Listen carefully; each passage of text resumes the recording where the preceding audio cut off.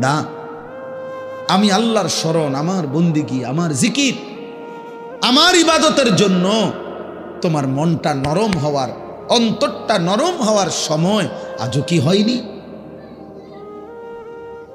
আজও হয় নাই বান্দা? আর কোনোদিন আমাকে সেজদা দিবা না?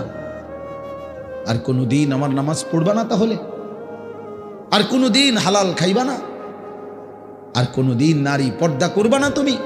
আল্লাহ যেন ভেবে আমগরে বলে, দিনের পর দিন যে ফজরের নামাজ পড়ে না, আল্লাহ যেন তাকে ডাক দিয়ে বলে, বান্দা তাহলে কি আর কোনোদিন ফজরের সেজদা দিবা না?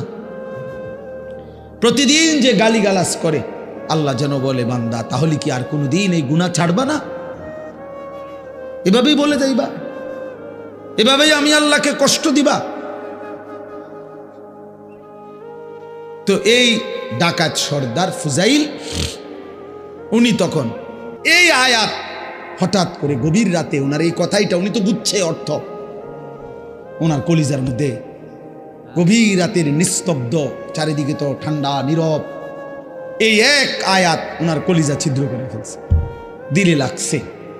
উনি পিছন দিকে ফিরে এসে চলে আসছে, বালা ইয়া রব্বি কদ আনা, আর চিৎকার করে দুই হাত তুলে বলছে, আয় রব, আয় মাওলা, সময় হয়েছে সময়, আমি আর এই নাফরমানির জিন্দেগি করব না, দিলাম ছাইড়া।